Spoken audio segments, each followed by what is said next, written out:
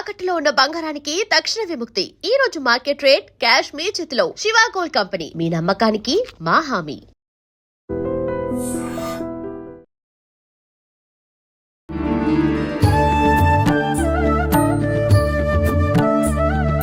నమస్కారం, welcome to I dream. ధర్మ మార్గం విత్ విజిత కార్యక్రమానికి స్వాగతం. ప్రస్తుతం మనతో పాటు ఉన్నారు ప్రముఖ జ్యోతిష వాస్తు పండితులు, లలిత అమ్మవారి ఉపాసకులు శ్రీ శ్రీ శ్రీ నానాజీ పట్నాయక్ గారు. ఇప్పుడు వారితో మాట్లాడదాం.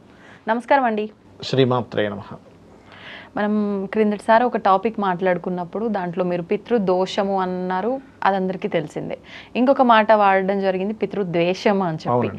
ఏంటండి పితృదోషానికి ద్వేషానికి అసలు ఏంటి సంబంధం? రెండింటి మధ్య వ్యత్యాసం ఏంటి? అసలు రెండు ఒకటే కానీ మాట్లాడడం వేరే రకంగా మాట్లాడుతున్నామా? ఒకసారి దాని గురించి క్లారిటీ ఇద్దాం. పితృదోషము, పితృద్వేషము, మాతృదోషము, మాతృద్వేషము రెండు రకాలుగా ఉంటుంది. దోషానికి ద్వేషానికి తేడా తెలియక దోషం అనుకుంటుంటారు ద్వేషం చూసి.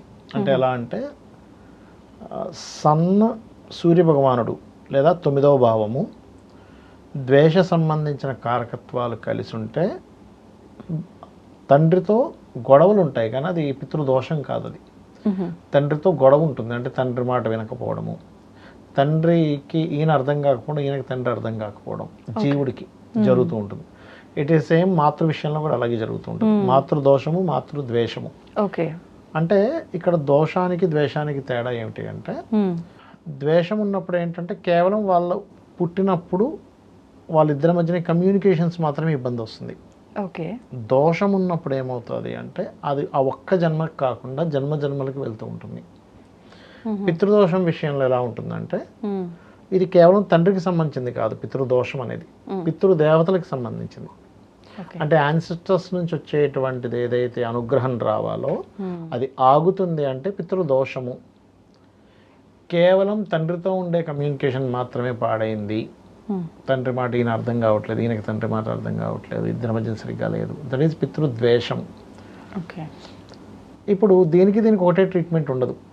ఎట్లా అంటే మామూలు జనరల్ హెడేక్కి ఇంకోటి ఏదో లోపల ఏదైనా ప్రాబ్లం వచ్చింది దానికి సేమ్ ఎందుకు ఉంటుందండి? జలుబు రాసుకోమని చెప్పరు కదా ప్రతి దానికి కూడా. దీనికి ఏంటంటే సూర్య నమస్కారాలు చేసుకోవడం, లేకపోతే ఆ గ్రహానికి దానం చేసుకుంటే తగ్గిపోతుంది. ఇది యాక్చువల్గా ఏది ద్వేషానికి. ఇంట్లో తూర్పు వైపు లైట్ గ్రీన్ కలర్ వేయడము, ఇంట్లో తూర్పు కొంచెం నీట్గా వెళ్తురు వచ్చేలా పెట్టుకుంటే కూడా తగ్గుతుంది దీని ఎఫెక్ట్. కానీ పితృ దోషం సంబంధించిన అలా కాదు. అది పితృదేవత ఆరాధన చేయాలి అక్కడ. చాలా మందికి ఈ తేడా తెలియక ఈ ద్వేషం అనగానే దోషం అని చెప్పని అది చేస్తూ ఉంటారు. లేకపోతే ఇక్కడ ఇంకోటి ఏదో ఉంటే దీని ఏదో సెట్ చేసుకుంటూ ఉంటారు. ఇంటర్లింక్ కొద్దిగా ఉంటుంది, కానీ ఇది కంప్లీట్ డిఫరెంట్ కాన్సెప్ట్. ద్వేషం ఉందా దోషం ఉందా అనేటువంటిది. అది తేడా తెలుసుకుంటే ఏమవుతుందంటే దీనివల్ల దోషం వల్ల ఏమవుతుందంటే వీళ్ళకి నెక్స్ట్ జనరేషన్స్ అభివృద్ధి ఉండదు దోషం వల్ల. ఎందుకంటే యాన్సిస్టర్స్ ఎవరైతే ఉంటారో, పూర్వీకులు ఎవరైతే పితృదేవతలు ఉంటారో వాళ్ళ అనుగ్రహం రావట్లేదు అని అర్థం ఇక్కడ. అలాంటప్పుడు స్వయం పాకం ఇవ్వడము, లేకపోతే అనాథ సేవలు అవి ఉంటే వాళ్ళకి ఏదైనా సంస్కారాలు చేయడం, వీళ్ళు కూడా వెళ్ళి తోడ్పడము, ఎక్కడైనా చనిపోతే అక్కడికి వెళ్ళి వీళ్ళు ఏదైనా సేవలు చేయడము, వీటి వల్ల పోతాయి. ఇప్పుడు పితృదేవతలు అని అంటే వాళ్ళ అనుగ్రహం ఉండడం ఉండకపోవడం ఎక్కువగా అంటే వాళ్ళ వంశంలో ఉన్న మగ సంతానాన్నే వంశపారంపర్యంగా లెక్కలోకి తీసుకుంటారు. ఆడవాళ్ళకి సంబంధించి దోషం ఏర్పడదా అండి చనిపోయిన ఆడవాళ్ళ? చెప్తాను. ఇప్పుడు పితృదోషం ఉన్న ఫ్యామిలీ ఎవరైనా ఉన్నారనుకోండి, వాళ్ళ ఇంట్లో శ్రీమూర్తి పుట్టింది అంటే అక్కడ నుంచి పితృదోషం పోతుంది. ఇంకా అక్కడికి ఇంకా పితృదోషం అనేది కంటిన్యూ అవ్వదు, అక్కడికి స్టాప్ అయింది స్త్రీ సంతానం కలిగినప్పటి నుంచి. అయితే మీరు అనేది ఏంటంటే ఇప్పుడు స్త్రీకి ఉండదా అన్న మీ ఉద్దేశం? కాదు. ఇప్పుడు చనిపోయినప్పుడు కూడా వాళ్ళ తాత, తండ్రి, వాళ్ళ తాత ఇట్లా 3-4 తరాలు మగవాళ్ళదే వర్తిస్తుంది. ఎక్కువ పితృదోషం ఏర్పడ్డది అని అంటే కూడా వాళ్ళ ఫ్యామిలీకి తాతలు తండ్రుల విషయంలో, పోయిన వాళ్ళ విషయంలో మనం ఏదో చేయాల్సినవి కరెక్ట్గా చేయలేదు కాబట్టే ఈ పితృదోషం ఏర్పడింది అంటారు. కానీ ఎక్కడ ఆడవాళ్లకు మనం చేయాల్సింది చేయకపోవడం వల్ల మన పూర్వీకులు, అమ్మమ్మలు, వాళ్ళమ్మ లేకపోతే నానమ్మ వాళ్ళమ్మ ఇట్లా ఎక్కడ మాట్లాడరు అంటే వీళ్ళ వల్ల ఎటువంటి దోషాలు ఏర్పడతారు? రెండు రకాలుగా ఉంటారండి. ఎలా అంటే ఇప్పుడు మనం పిండ ప్రదానాలు చేసేటప్పుడు కూడా తండ్రి, తాత, ముత్తాత ఎలా తీసుకుంటామో తల్లి, అత్తగారు, వాళ్ళ అత్తగారు పేర్లు తీసుకుంటారు. అంటే ఇటు సైడ్ నుంచి ఉంటారు, ఇటు సైడ్ నుంచి ఉంటారు, ఉండడం అయితే ఉంటారు, Okay, అందులో ఎటువంటి డౌట్ లేదు. పితృదేవత గణం అనేటువంటిది ఇటువైపు నుంచి ఉంటుంది, ఇటువైపు నుంచి ఉంటుంది, రెండు వైపు నుంచి తీసుకుంటారు. మొట్టమొదటిగా ఏంటంటే ఎవరైతే పితృదేవత ఆరాధన చెయ్యరో వాళ్ళు ఎన్ని పూజలు చేసినా కూడా నిష్ఫలం, దేవతలు అనుగ్రహించరు వాళ్ళని. అంటే వీళ్ళకి ఎక్కడా కూడా పితృదేవతలు అంటే వాళ్ళ యాన్సిస్టర్స్ మీదే లేనప్పుడు మనం వీళ్ళకి ఎందుకు హెల్ప్ చేయాలి అనే ఇది ఉంటుంది దేవతకి. Okay okay. ఇప్పుడు అంటే ఈ పితృదోషము నివారణకి పెద్ద పెద్ద పూజలన్నీ చేస్తూ ఉంటారు. అవునండి, అవును. అలాంటి పూజలైనా మనం ఇంట్లో చిన్న చిన్న పరిహారాలు కూడా ఏమైనా రెగ్యులర్ గా చేసుకుంటే పోయే అవకాశం ఉందంట? ఉందండి, ఉంది.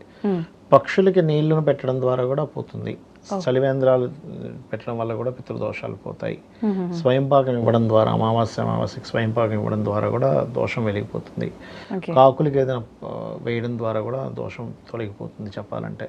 ఇప్పుడు ఏదన్నా అంటే వాళ్ళకున్న దోష అంటే ఎంత ఉంది అనే దాన్ని బట్టి ఏ వస్తువు ఇవ్వాలనేది ఏమైనా చూసుకోవాలంటారా? అలా అని కాదు, వీళ్ళకి పితృదోషం ఏర్పడినప్పుడు ఏ గ్రహాలు ఎక్కువ ఇన్వాల్వ్ అయ్యే దాన్ని బట్టి కూడా చూసుకోవాలి.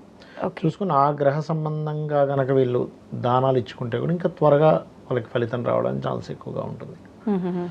ఇప్పుడు ఈ స్వయం పాకాలు ఈ పితృదేవతలకు సంబంధించినవి ఎక్కువగా మగవాళ్ళే చేస్తారు. అవునండి, అవును. ఆడవాళ్ళు కూడా, పురుషులు ఇంట్లో ఎవ్వరూ లేరు అన్నప్పుడు శాస్త్రంలో చెప్పింది అంటే శ్రీమూర్తి కూడా పిండ ప్రదానాలు చేయొచ్చు. శ్రీమూర్తి కూడా అక్కడికి వెళ్ళి, ఇప్పుడు ఎవ్వరూ లేరు ఆ ఇంట్లో, ఎవ్వరూ లేరు, తండ్రి చనిపోయాడు, ఆ కూతురు తండ్రే ఉన్నారు, అప్పుడు తలకరువు పెట్టాలి. ఎవరు పెట్టాలి? కూతురు పెట్టొచ్చు అని చెప్పింది శాస్త్రం. కానీ అది దోషము అట్లా ఎవరు లేనప్పుడు, ఎవరు లేనప్పుడు ఆ పని చేయొచ్చు, శ్రీమూర్తి చేయొచ్చు. ఎవరైనా ఉంటే మాత్రం వాళ్ళు చేయాలి. ఒకవేళ వాళ్ళు పెళ్ళయి ఉంటే అల్లుడు ఉంటాడుగా, అల్లుడితో అప్పుడు బిడ్డ చేయకూడదా? అల్లుడు ఉన్నాడు కదా, అల్లుడు కూడా లేనప్పుడు మళ్ళీ బిడ్డ చేయాలి అట్లా. కానీ కొంతమంది అంటే నా సంతానము నాకు అల్లుడు కూడా వద్దు, నా అంటే అసలు కూతురు ఎందుకు చేయాలి చేయకూడదు అంటారంటే చెప్తా వినండి.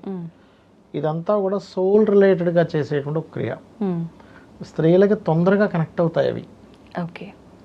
ఇప్పుడు వీళ్ళు మీకు ఎందుకు సాయంత్రం సమయంలో కనుక జడకి నాట్ వేసుకోకుండా కనుక ఈవినింగ్ తర్వాత వాళ్ళు కొంచెం చీకటి పడ్డ ప్రదేశంలో కనుక ఉన్నా, కొంచెం నిర్మానుష ప్రాంతానికి వెళ్ళినా జుత్తు ద్వారా పిశాచం ఎంటర్ అవుతుంది అనేటువంటిది శాస్త్రాల్లో ఉంది, నిజంగానే జరుగుతుంది.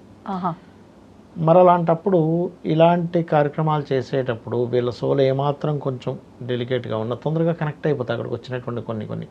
నేను పితృదేవత కర్మలు చేసేటప్పుడు కేవలం అవే కాదు, వేరే వేరే కూడా వస్తాయి అక్కడికి, అవి కనెక్ట్ అవుతాయి, కరెక్ట్ కాదనే భావనతో కూడా చెప్పారు పురుషులే చేయాలని. అంతేగాని వీళ్ళు అర్హులు కాదని కాదు, అక్కడ వీళ్ళకి ఎఫెక్ట్ కలగకుండా ఉండాలనే భావంతో చెప్పారు అది.